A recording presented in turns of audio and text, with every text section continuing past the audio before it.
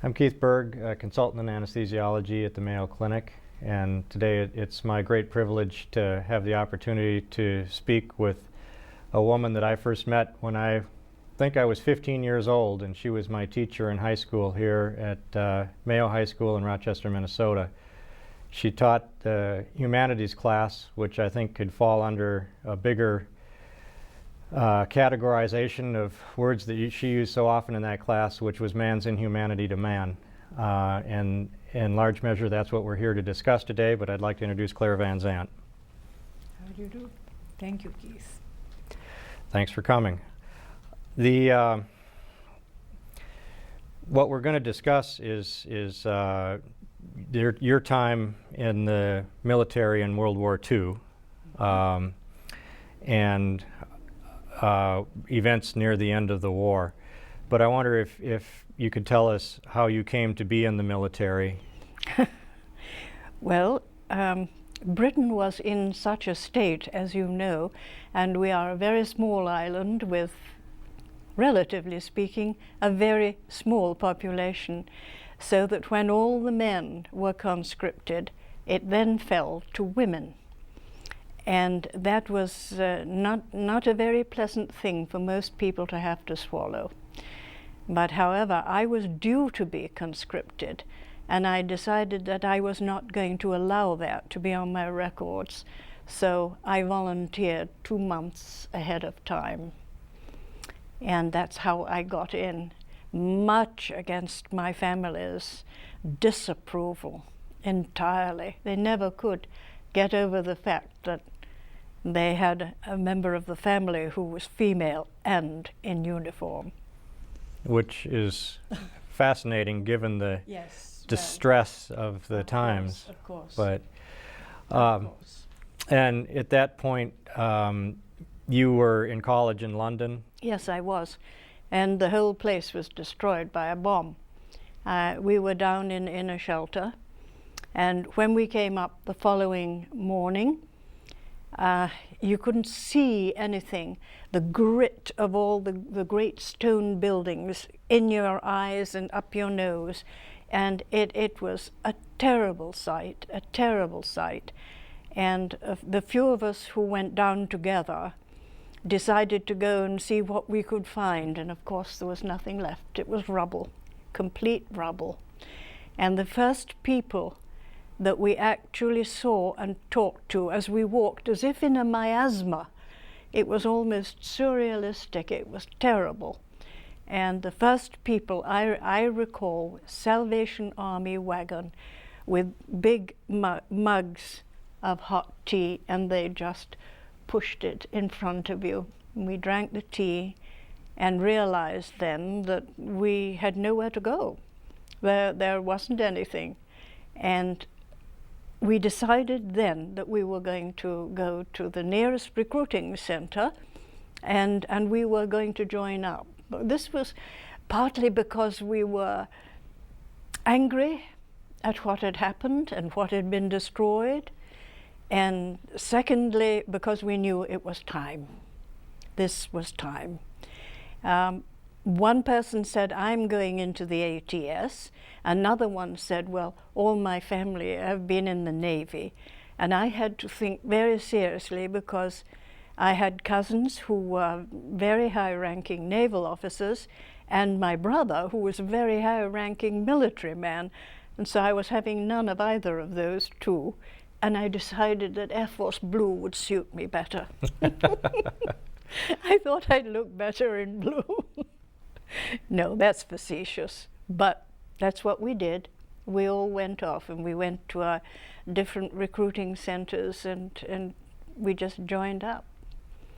And less than a month later, I found myself really in uniform, only no uniform would fit me.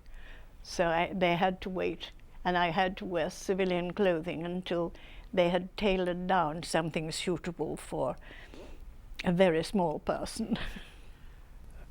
I will add at this point that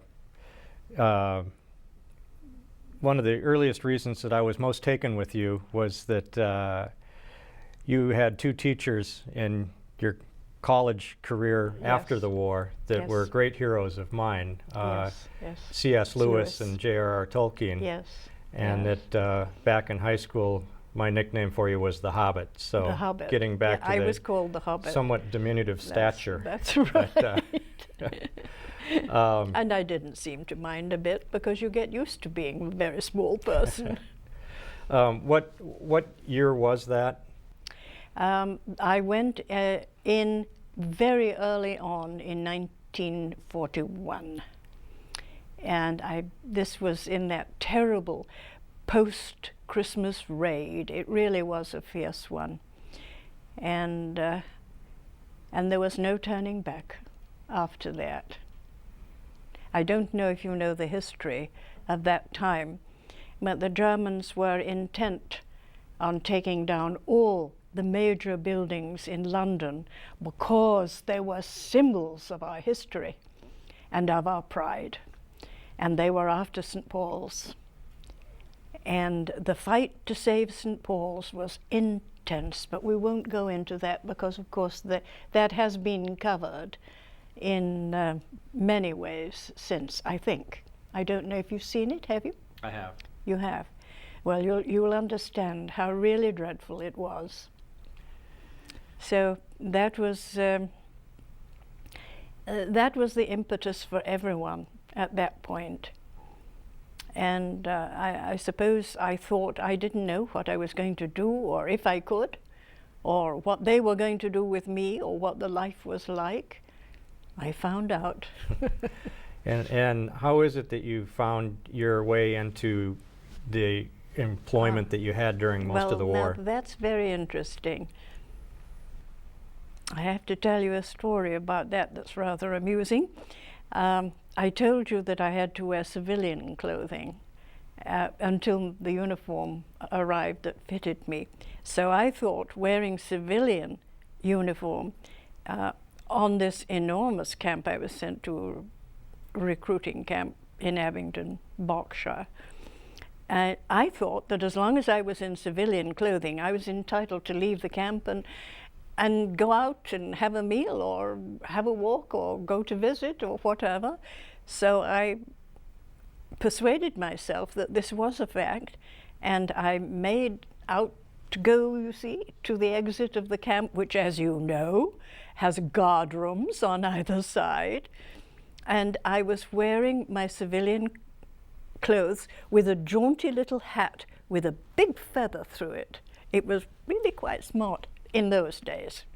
And I was walking along and heading for the gates, you see, when I was duly and forcibly stopped, and very quickly told who I was, what I was, and what would happen to me. And then I was asked where I was going, and I said, well, I thought I was going out for dinner. And I thought they were going to have an apoplectic fit.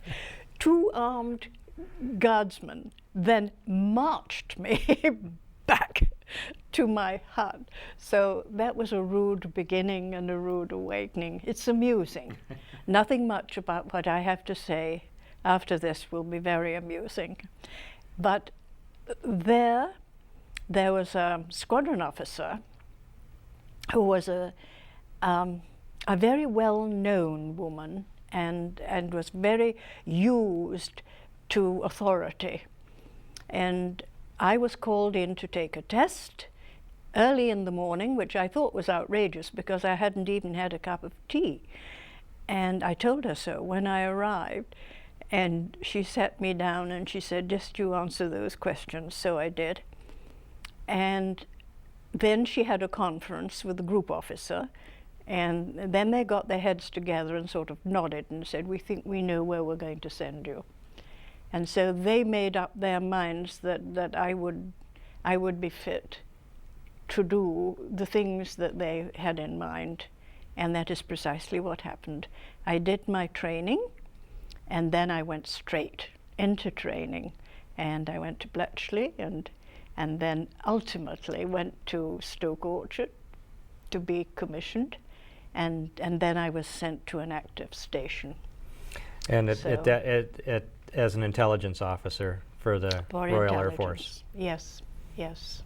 And what were your duties as intelligence officer for the squadron? Well, you receive in, decode and decrypt all the information that is coming in from field operatives who have secret codes and numbers, and you have to then decode the messages that are coming through and compile them against the target for the night, so that you had a lot of information to give to all the airmen who were going to fly over and bomb that particular target.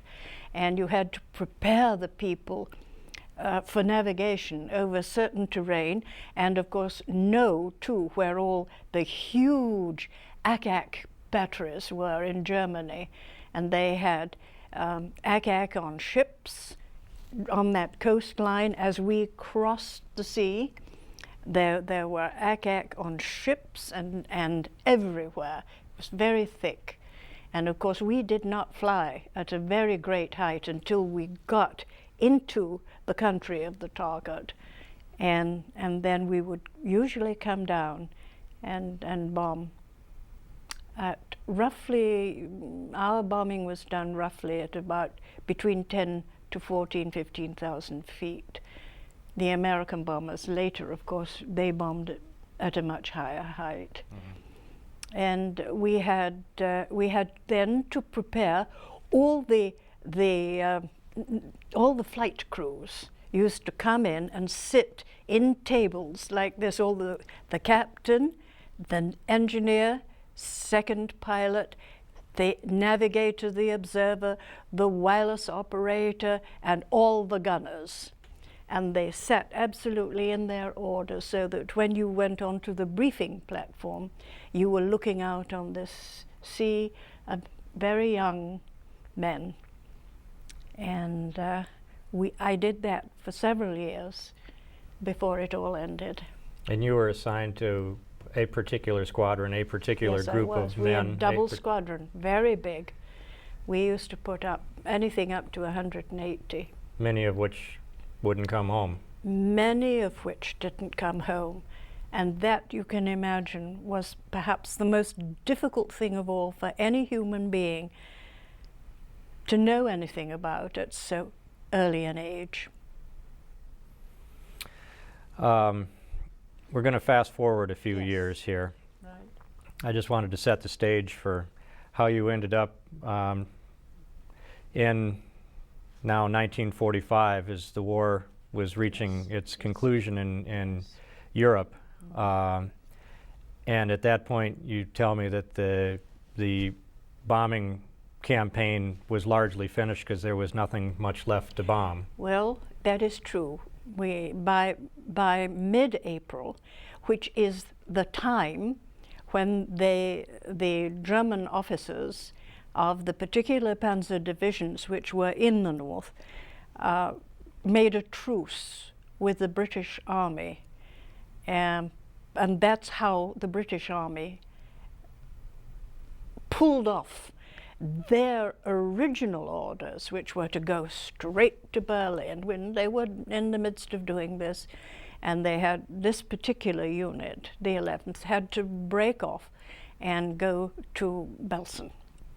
And because the orders came through that was what they had to do. So there was a kind of truce for a few days before the actual papers were signed, and it was declared to all the public on May the 8th that that particular war had ended. But you know, it took several days to get to that, and it was in the works. And of course, obviously, Germany knew by that time that they were crushed. So the bulk of our time here is going to be April, May 1945. Yes. At which time you were in the south of... Late April. Late Yes, April. yes, You were in yes. the south of England. I was, and then I had gone from my unit because my unit broke down completely. The intelligence officers were shipped into Germany straight away, and I was sent down to the south of England to do some other work, which was, of course, receiving people coming in from from the Gulf and things like that.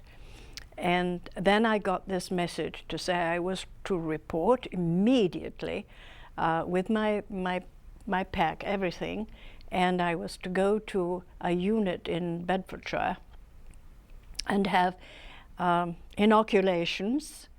And I found out there were inoculations for typhus, which disturbed me greatly at the time, but then I had no idea, nobody had any idea what they were going to see, you know, when they eventually got there. And I didn't even know what Belsen was all about. I had very little knowledge of that, except that we knew there were such places and had some knowledge of it, but nothing like what we saw. We had no idea at all. So several days after the British Army had taken control of the Bergen-Belsen concentration camp, you were flown from England. I came in to Bremen, and then from Bremen to Celle, which is just north of Bergen-Belsen. And in Celle, we were then put into armed cars, not very comfortable ones. And then those of us, there were a number of us, they were medical people, doctors and nurses, and all kinds of other people, I think, who were their support, chemists and so on. And then we were just shipped into Belsen, and really with little or no preparation for what we were about to see. Can you tell people what it was you saw? Yes. The entrance into Belsen was banked on one side with mounds of dead bodies, corpses in the most emaciated condition one could ever imagine. And on the right-hand side were quite visible the long huts of the huts that became known as the horror camp. And these people were dying at a tremendous rate. And there was no attempt to bury them or to even take out the dead from the huts. That all had to be done by the British Tommies. And I don't think they were inclined to do it at first. It was a terrible shock, even for hardened soldiers who had been fighting the war for 4 years. I don't think it came easy at all for anybody. And that was what you saw. We went right through the camp and wondered what on earth we were doing there. But the place was swarming by this time with the British soldiers from the 11th, which they were the first in, and then the 132nd. And the continuing high death rate was due to a typhus epidemic that was rampant? Well, there were several things that did this. It was typhus, of course, was probably the worst. Dysentery, dreadful dysentery everywhere, and starvation. And everyone was afraid of cholera. They thought that this would be the next step, because it really was dreadful. The smell, the conditions, everything. And I just have to say too, the surrounding area before entering the actual camp itself, beautiful, lovely, forest and greenery, and Bergen, of course, is a very, very, very pretty town. So it was a shock. It was a dreadful shock. Unthinkable. Now, you told me that the week or two before you went there, you'd actually gone into Poland to see... No, not before. Oh, yes, I remember. That was only a flight over just to look. A flight over? Yes. Okay. That was a flight over to see Auschwitz, particularly.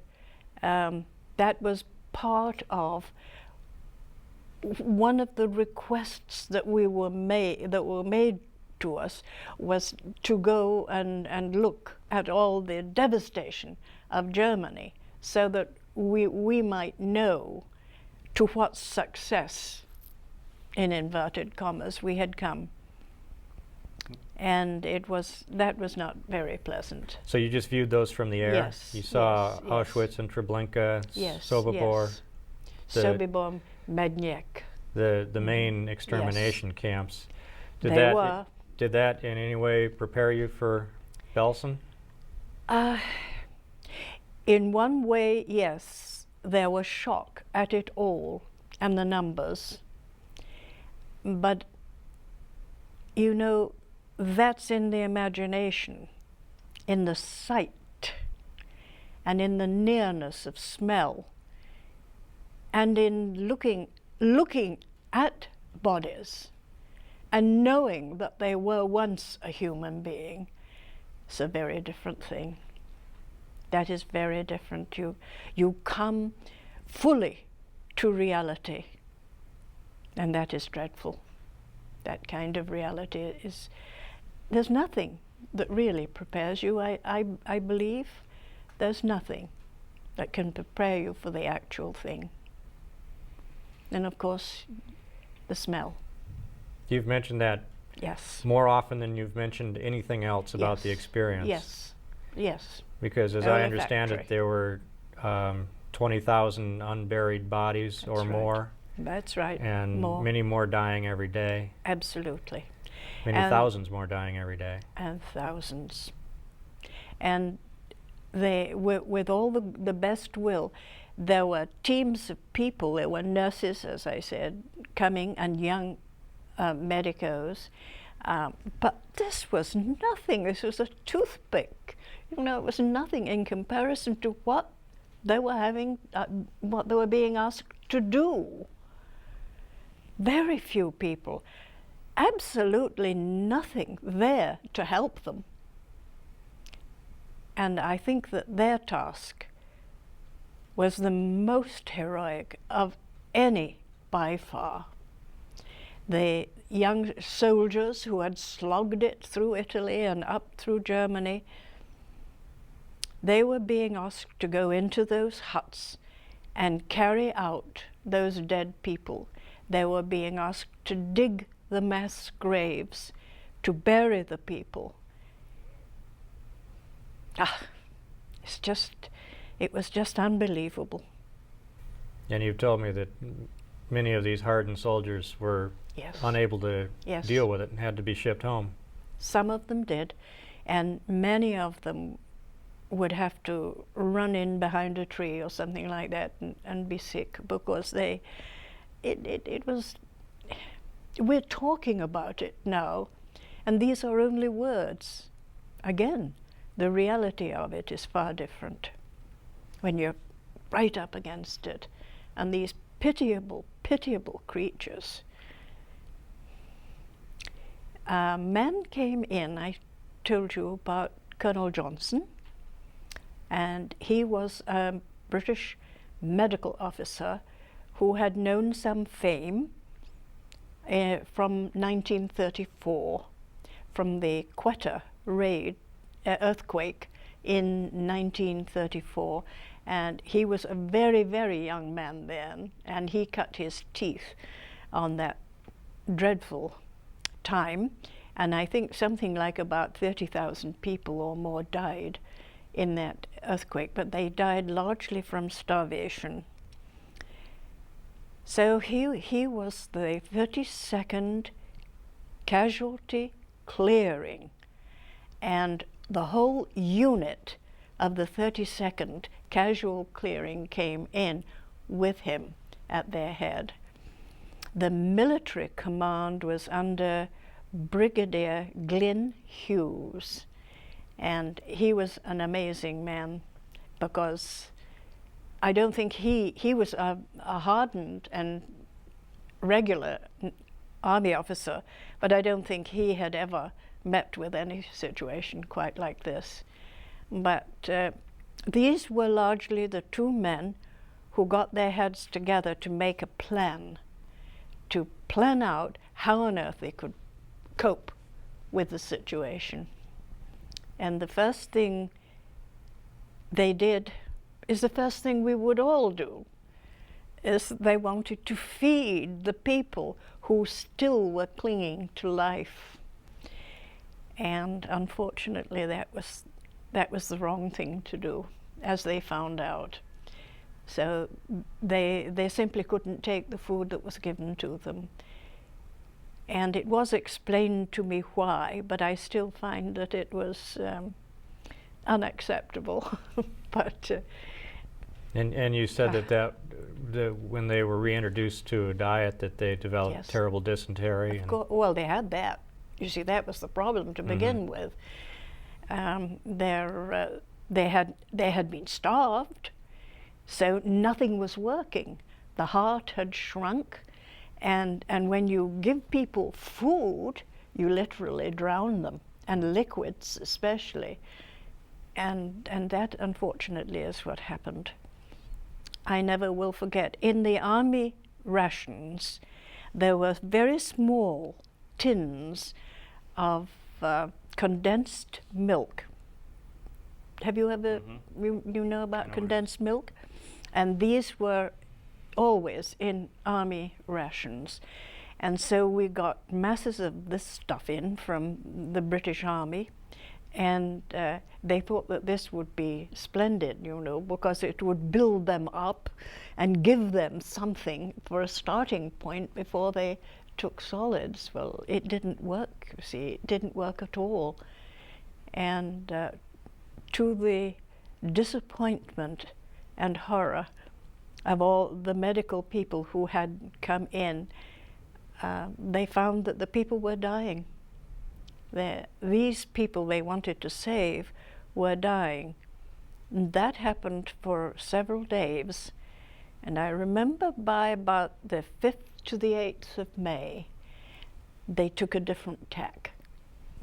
And instead of trying to give them the food that contained proteins largely, and they cut down on the liquids too until they could manage to consume liquids, that they were getting slightly better, and the numbers of the dead dropped slightly from roughly about the 8th, 10th of May. By the 21st of May, they were dealing with no deaths at all from the horror camp. But mark you, thousands had died, and I don't think there was anything at that point that could have saved those people. Because now you're talking late May, and it was April 15th the camp was liberated, so right. for over a month Yes. there was a very Yes. high death rate still. Yes. I've heard it said that 20,000 people died after they were liberated. 23,000 people. But 33,000 were saved. And that's a miracle. And just to point out why Belsen was different than all the other camps that, you know, you see the video documentary of the other camps, but Belsen was the final stop as the eastern camps, Auschwitz, etc., were being overrun by the Red Army. Those inmates were forced marched across Germany, and they all ended up in Belsen. They did. Which is where you found them. Yes. And where Anne Frank had died a month before. 1 month exactly. The camp March was liberated. 15th. And her sister Margot 3 days before that. But however, the turnaround was, as I told you before, the use of this Bengal famine mixture, which Johnson had learned all about and had worked with and knew it had succeeded tremendously in Bengal from the Quetta earthquake I told you about. Remembering that, he decided now was the time that these people could be saved by this mixture, as the people in Bengal had been saved. And they were given this mixture, only they wouldn't take it because it's a bad taste. And they just would not swallow it. And in any case, they were afraid to swallow anything that came to them in that kind of form, you know, medical form, because they thought that they were going to be exterminated. So they were mistrustful of the British as well as the... tremendously so, for a long time. Yes, tremendously so. Because they were afraid of a needle. They wouldn't take a needle, and they very little energy left, but they let the medicos know that that was something that they did not want to do. They weren't willing, and it was very difficult indeed. However, they had to find a way to get this mixture into them, and the rabbi Hardman said that if they put paprika pepper in with the mixture, it would make it more palatable for them. And they did, and it worked. You've mentioned this rabbi. He was with the British, or was he? He lived in London, and he came from London. He had a synagogue in London, and he was a small man and very, very sensitive indeed. And yes, he made quite an impact on the whole of the camp. I remember being told, I didn't go there, but I remember being told all about the occasion when there were German soldiers, you know, women and men, still in the Panzer training school in Belsen at the time. And they were extremely hostile, of course, obviously, to the British. And the soldiers' job was to keep them in check, and they did. Their weapons were taken away from them, but they were always under armed guard.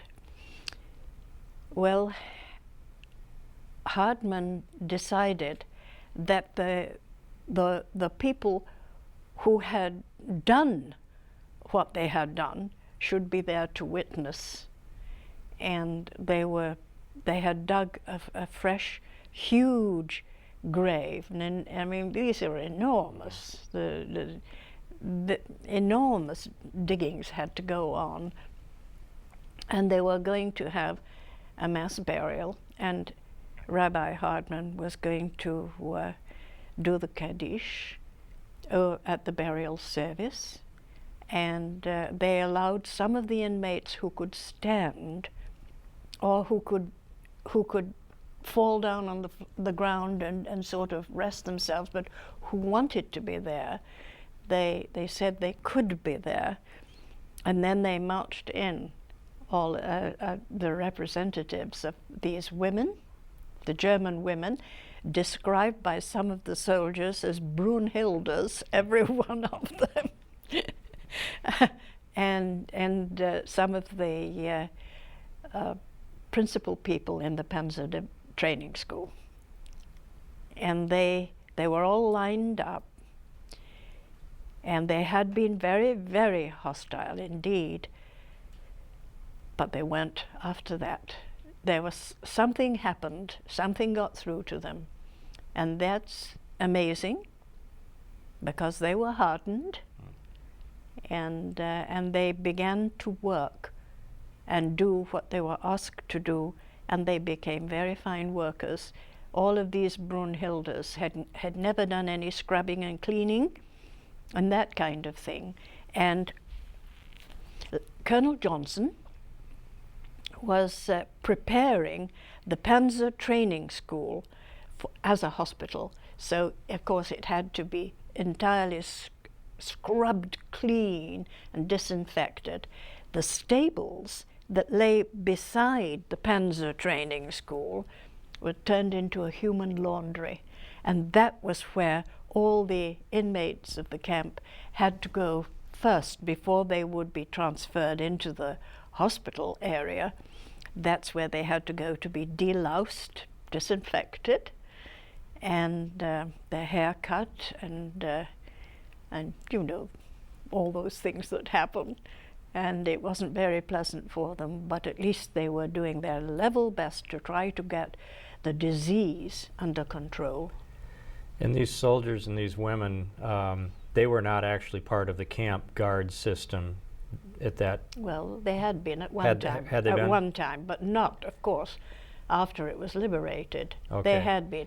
There were also in the Panzer training school was very large, and it was a very solid brick building. I mean, it was a good building, very well equipped inside, which was the ideal thing for it to be turned into a hospital. Absolutely.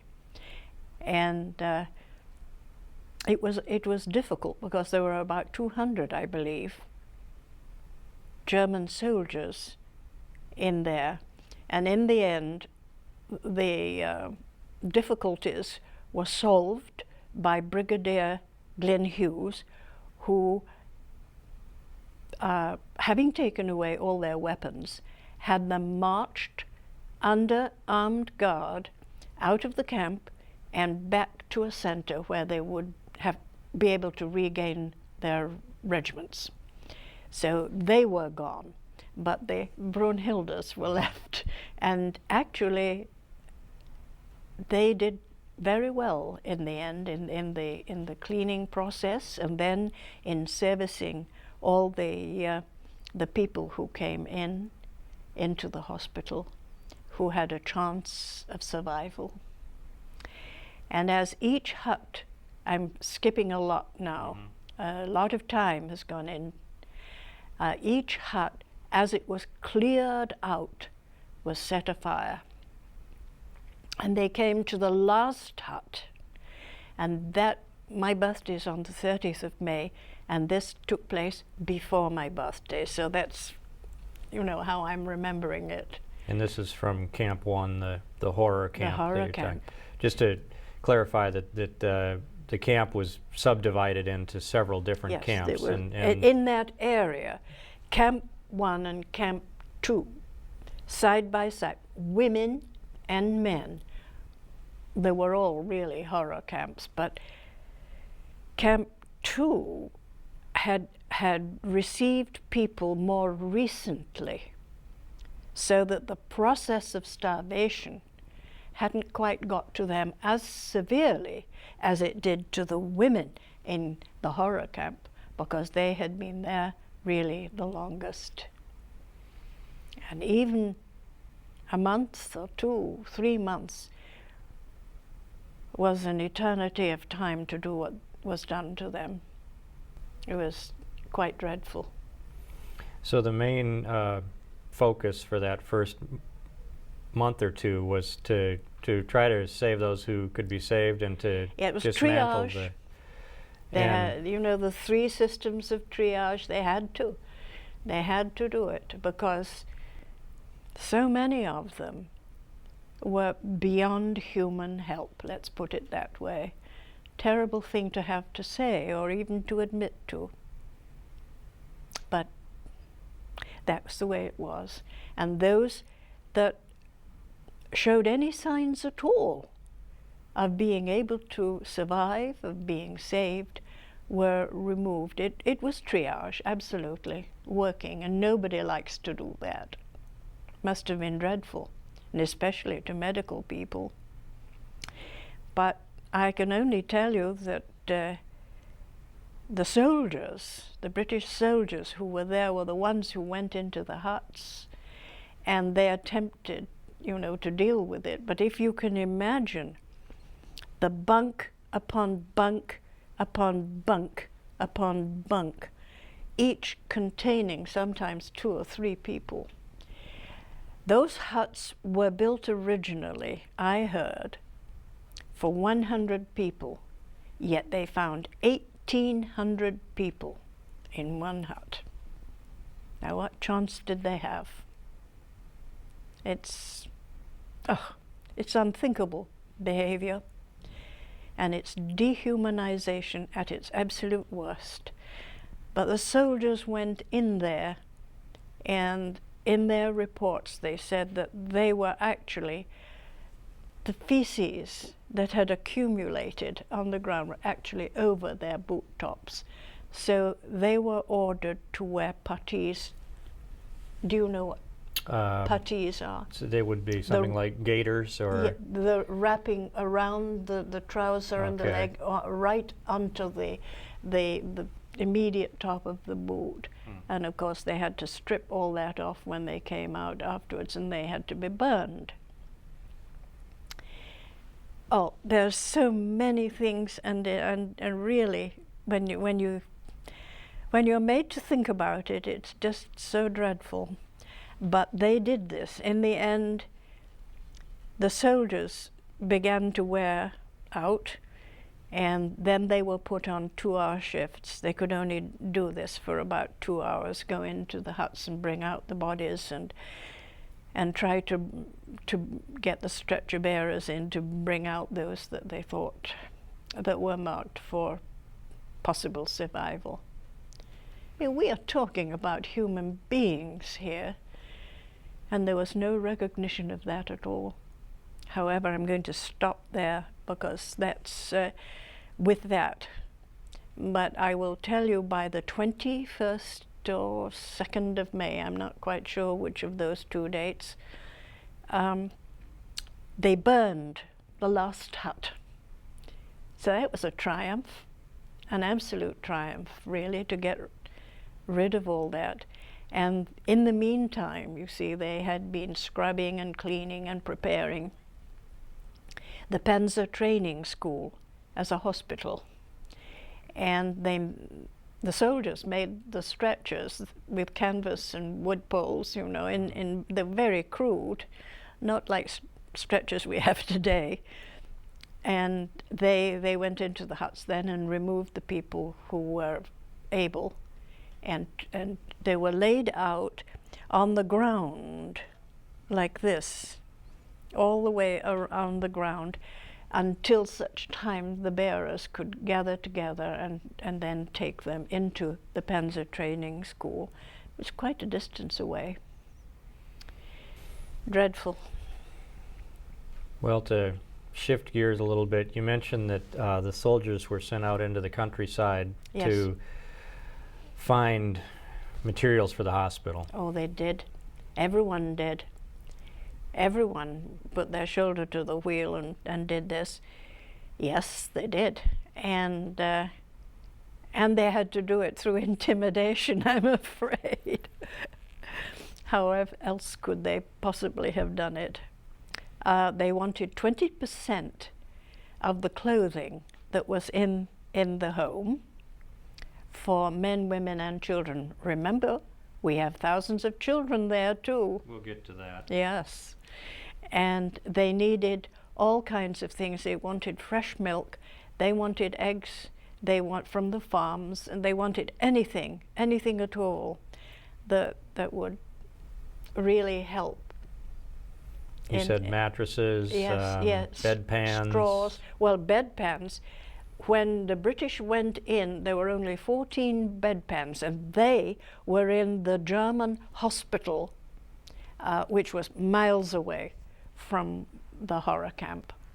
So there were literally no bedpans, but what they did was they had flown in from Britain the metal on active service food dishes that had 2 handles, and this was for soldiers, of course, who were in the trenches. And they got a load of those in, and they had to work. And with the size of the people, apparently they did work. You mentioned that as well, some of the folks from the countryside were brought into the camp. Oh, yes, that was one of the first things that Brigadier Hughes did. The shock of all of this being so terrible, he decided that they would bring in all the Burgermeisters and the Gauleiters. Which would be mayors and... Yes, the important people of the district. And they arrived. They were arrived under armed guard, I may say. And they had no option, in other words, or they wouldn't have come, I'm sure, by request. But they arrived and they were very nicely dressed, and they had their nice felt hats, and they were lined up right on the side of the grave, the mass grave, and they were shaken. A few of them didn't make any response at all, but many of them did, very seriously. And I suppose that's what gave Brigadier Hughes the idea of bringing in those Brunhildes later on. It was only a few days later, after that incident. And I will say those mass graves are the ones that years ago when I was in high school you showed us a movie, a documentary, Night and Fog, Nacht und Fog, that showed British soldiers on bulldozers bulldozing piles of corpses into these open graves, because it was the only way they could handle the volume. And I may say, to support my own theories, that I only did that for a very elite group of students. Somehow I snuck in. No, you didn't. That I did because I told you this, that I had had some very bad responses from the humane idea, of treatment from one human being to another. And I thought it was about time to shake some of these people up completely. And that's why I chose that film. And it was only shown to those I thought would be able to take it and know the reality of the situation and what had really been done to human beings. And in that respect, I remember only I was forbidden to go into the horror camp. And I had my duties to perform, and I did it. I did what I went there for, and then I thought I was going to be flown back home. But instead they thought that I would be very useful to UNRWA. Do you know what that is? I don't. United Nations Relief and Rehabilitation Agency. And they did some wonderful work at this time, because there were displaced persons all over Europe by that time. And so I was liaisoned with them, and my chief duty that I performed there was to try to find anyone at all who was still alive in the families of these children who were totally bereft. And I didn't find many, I'll tell you, because their parents and all their families had gone long before. And the community they came from was gone as well. That's right, the whole community. So, but you had to try. And of course there were some successes. I found people who had relatives in Australia, in Canada, in Britain, and some in America. And that way you could at least give them an option, get in touch with the relatives and give them an option to accept the children particularly. This was my particular area. But however, British have a super sense of humor. Or did you not know that? I have noticed. I'm a Monty Python fan. Well, there you go. They in the part of the Panzer Training School, which they had made their center, their administrative center, they decided that it was time they gave something to those people who were coming along nicely and putting on flesh and obviously getting stronger and so on, that they should have something wonderful. And they decided that they would give them a dance, you can imagine. And the British soldier, all the British soldiers, you see, had to come in, and they had to be the partners for the women and they were still, you know, like skeletons. Just think anorexia, and then you have an idea. Well, the question was, how can you have a dance and music and everything else and ask these girls, you know, to risk an effort to come, then they've nothing to wear. They've got awful things to wear. And so we appealed to Harrods of London and various places in England that we knew. For example, the Yorkshire wool mills turned out most wonderful corduroy and wool for pants for men, and they had been making army stuff. So they just rushed off all the stuff that they had, you know, in their warehouses, and some were corduroy and some were wool, but however, they were trousers. For the first time, these men were being put into trousers, and it made a big difference in their attitude. And a shirt, and the women, they went around first of all to get from the German areas, particularly Berge and all the way up to Celle, to see if they couldn't get any pretty dresses or some summer clothes or something nice. Summer, of course, now in Germany. And they got some stuff in that was not so good, so we had to make an appeal to people like Harrods and Marks and Spencer's and C&A's and all those people, and they were flown in. So this dance thing went on, and it was called the Coconut Grove. Full of silly things. And they held this dance, but I'll tell you, Keith, after having hardened yourself to see the things you saw and to accept it as being real, that broke me. Yeah. When I saw these girls, and they thought they were beautiful, and they sometimes were so baggy, you know, they certainly didn't fit them, but oh, they thought they looked beautiful. And the soldiers were given strict instructions, you know, how to deal with them, and they were perfect gentlemen, and so they danced. And that was a tremendous event. I've never heard this before. No, it was a tremendous event. And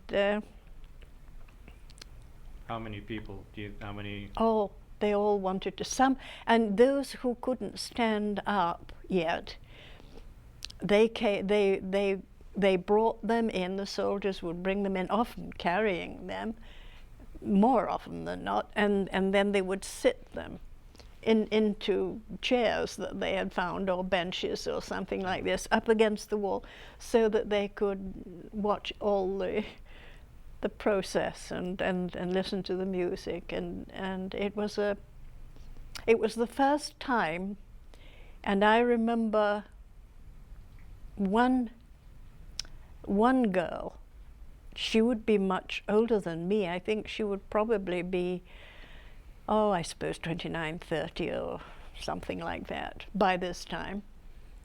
And I just remember her getting a dress that suited her quite well. And I remember she looked at me and said,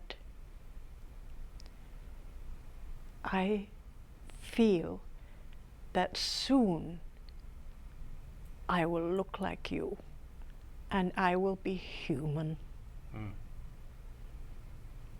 You see, the dehumanization process had worked, and that was the hardest thing of all to break. Yeah. But anyway, it was a pleasant event in a most unpleasant circumstance. When do you think that might have been? I think that was towards the end of May, because Colonel Johnson was posted. There were no deaths. By the 21st of May, there were no deaths. There were only people who were really coming along awfully well. And really, I ought to tell you how many people were on this camp so that you can get some idea of exactly who was there and why.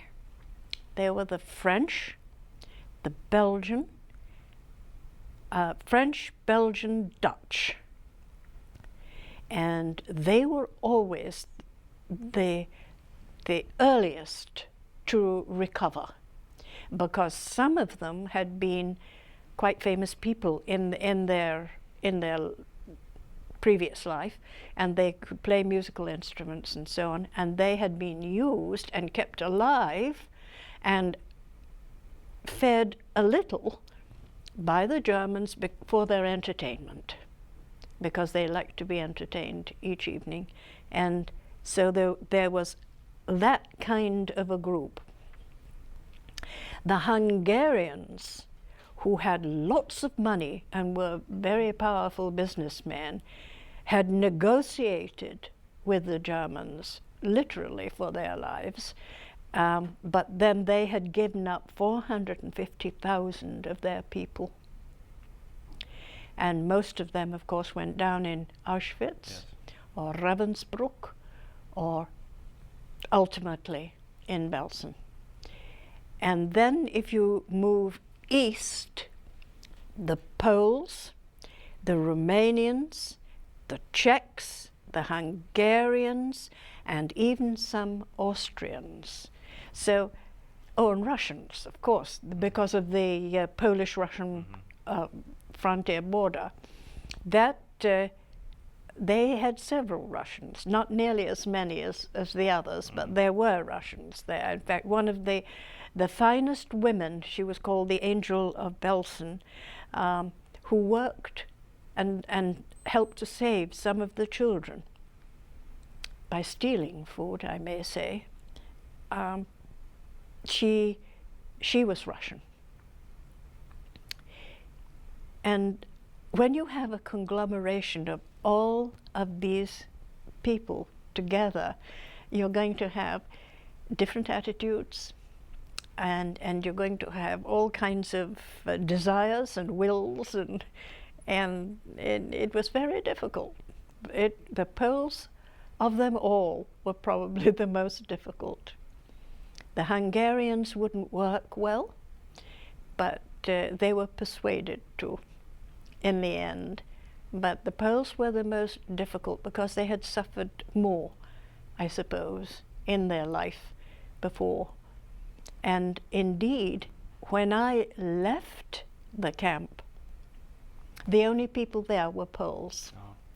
As the inmates became strong enough, and of course the whole of the administrative flow of finding out where they were going, who would take them, where they could go and be safe, and who would want them, they were sent away to Celle with money and railway passes and food. And so the camp, you have to think of this, the camp was lessening by all those people who were strong enough to leave. They left, and the first to leave really were the Dutch. And how early would that have been? I think that started really from the early May, from when they started, really those who had been separated and who had been fed, and they went, as soon as they went on to solid food. Mm-hmm. The only thing is that caused a lot of problems because, you know, they had known nothing else but to survive. They had to steal and they had to clutch. And they had to do it at the expense of another human being. That's what they were made into. And unfortunately, that did go on a great deal.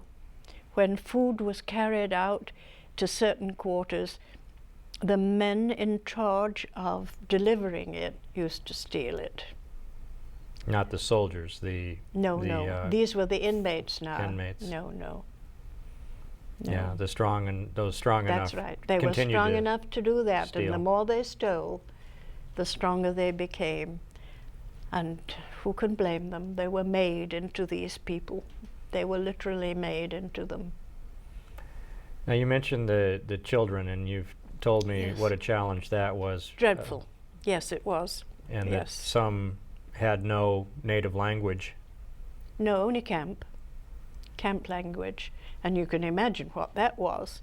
A bit of Russian and a bit of Hungarian and a bit of Polish and a bit of this, that and the other. The French and the Belgian and the Dutch came off better because they had slightly better conditions. Not all of them. Some of them had poor conditions, but most of them had, really some food. And they were the first to go. They were the first to be able to take off and fend for themselves and get back. And I suppose when they got back to where they originated from, they would also find that there were very few of their own kind. There were no Jews left. But the children, Sweden, a lot of them had typhus, by the way. And children with typhus succumb terribly. And Sweden had, as you know, was neutral during the war.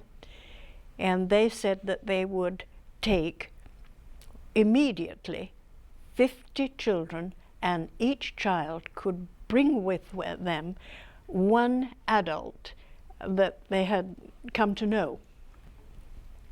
Well, that was a bun fight, because suddenly each of those children who had really nobody in the world at all suddenly found they had a lot of relatives.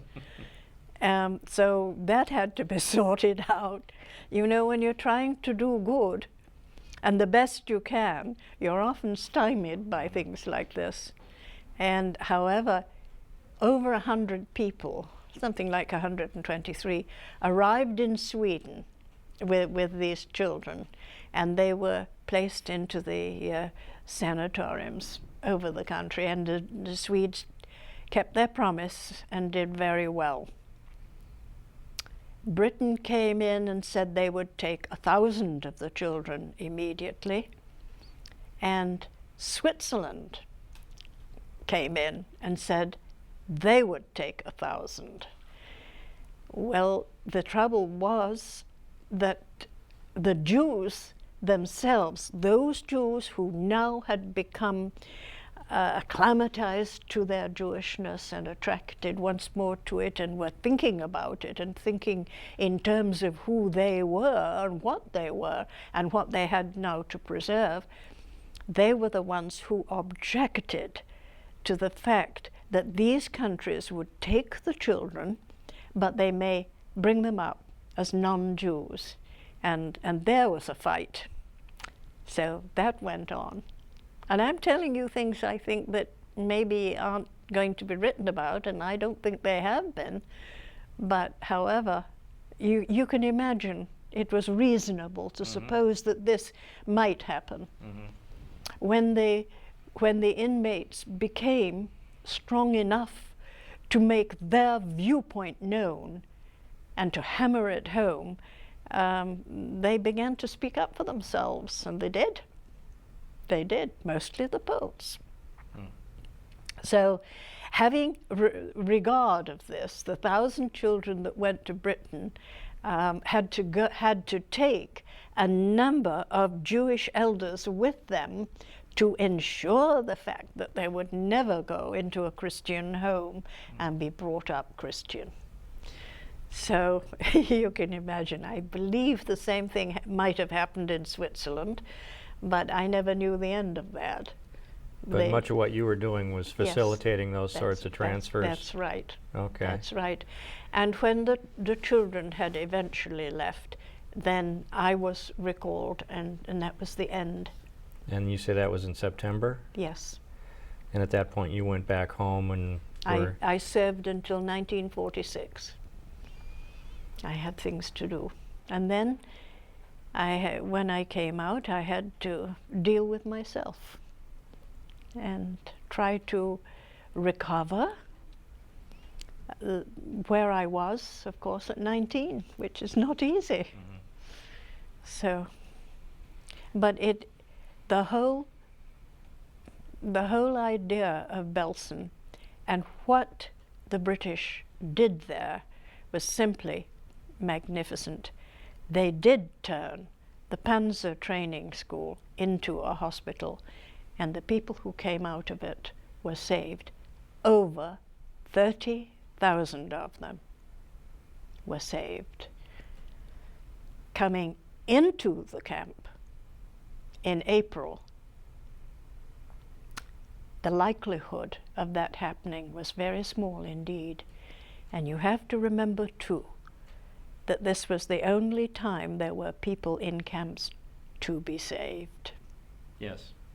I mean, extermination is extermination. And they found a very, very efficient and quick means of doing that. So there was nobody. And there were concentration camps, many Yes. of them, but there were about 5 extermination camps. Yeah, that's right. And those were The all chief ones. mainly in all, Poland. All in the Birkenau, Auschwitz, and then Treblinka, Mednik, and Sobibor.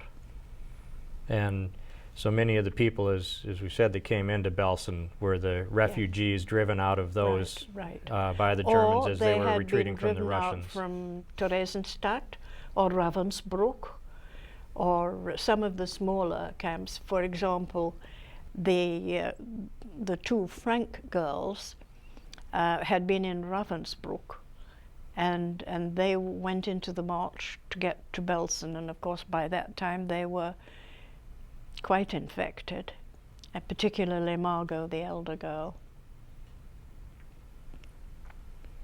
But that's known, and I think the coming of that diary into full view, and the publication and the films and all the talk about Anne Frank's diary brought Belsen into view. Otherwise, I don't think it would be. And I think the people like myself who left there and went back to their homeland never wanted to remember it, and did a pretty magnificent job in not remembering it. And you've told me that this was never, ever a topic of conversation in your life. Never. Never. Not welcome or allowed or appropriate. No. We'd had too much. And when the soldiers came back after the war, it was just too difficult to put lives together. In my mind, the mind was going over as to how all of those people, those survivors, would really survive. And to be honest, Keith, I don't know when they were released from Belsen eventually. I don't know how many of them would survive or how they would survive. That I do not know. But I was privy to just one incident that I will tell you about. When I came home, I talked not a lot, but a very little of where I had been to a friend, and she was very interested, and she said, she was a doctor at the local hospital, and she said, one of our finest doctors is a Pole who escaped from Poland, but his wife and his children were taken. And he went into a labor camp. He was actually caught at the time that the whole family were caught, but then he was fit, you know, he was a small man, I believe, but quite strong at that time, but he was fit to do labor. So he went into the labor service, and that's how eventually he managed to get out, because he was a very clever man, and actually he escaped 3 times. Twice he was recaught, and then on the 3rd occasion he managed to get into some army headquarters that were moving into Germany by that time. And this man had then gone to Britain with the force that he had been saved by, and he was anxious to know something about his wife and his 2 children. And so she said, I'm going to introduce you to this man, and we're going to talk about the children and how the means and the ways that you can find out what has happened to the family. And so we did this. I met him, and he said, any information at all. And I gave him the addresses of UNRWA and the Swiss Red Cross that was holding records, and all of this. And Keith, he found his son. And his son had escaped after Auschwitz had been closed. And his son was the younger of the 2 children he had. His wife had died, and the elder child had died, but he, as a boy, was strong enough to do work, and so he had been kept alive, and eventually he escaped, and he was literally living in the forest and living anywhere, and living indeed as he should not, by stealing. And he became little more than an animal, really. That's the way some of them lived in order to escape from those places if they could. And anyway, we kept going with these addresses, and through UNRWA, he eventually found that there was a possibility. They couldn't be assured that it was his son, but there was a possibility of one boy who had been found in the streets and was doing bad things, stealing motor bicycles and all kinds of things, and he was being held by the police, in actual fact the military police, and he didn't know his name, and he didn't know where he came from. He could give them no help, but of course the number, that was the code. And in the end, this doctor said he would have this boy. If they could send him to Britain, he would take care of the boy if he was his son or if he was not his son. And the boy did arrive in Britain, and whether he was his real son or not, I don't know, but he treated him as if he was. And that boy eventually won a scholarship to Oxford. He was about 23, I think, when it happened, but he got to Oxford, and he too is a doctor now. I think he might be alive. I don't know. But that's the only case that I ever heard of that had a follow-up, and that's the only time anyone would ever talk about it. Well, that's quite a story. And when you say you don't know if how these people survived, you mean from the psychological trauma of what they'd seen? Right. Oh, and their bodies had taken such punishment that even putting them together wasn't enough, to go into human life and work and do the things that human beings, some I'm sure, but I have absolutely no idea, and that's the one thing that's haunted me for years. Who managed to really survive and make a life, and how many did not? But I don't think we'll ever know that. No. I don't think there's any way we'll ever know it, because those who survived, of course, are probably not alive now. I don't think.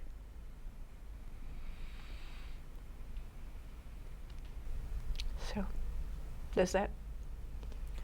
Well, I'd like to express my gratitude to you for sharing this with me and with us. You told me at one point these are stories you've never told anybody. No. And so this doesn't come easily to you, and no, I appreciate it that hasn't. It hasn't. And I've, during the past few weeks since you talked to me, I have been raking in my memory, and the trouble is that you see faces and people, and that's difficult. You see them as they were. And I will reiterate in closing, of all the most dreadful things that war produces, I can think of nothing worse than this. And my family suffered losses terribly. My brother went through hell many times over during the war, as did most of us. But to take people and starve them to death in the manner in which it happened is unforgivable, unreasonable. And these were the people of Bach and Beethoven and all the other great musicians. And music, beautiful music, entertained them, and yet they knew what they were doing, under orders. Responsibility.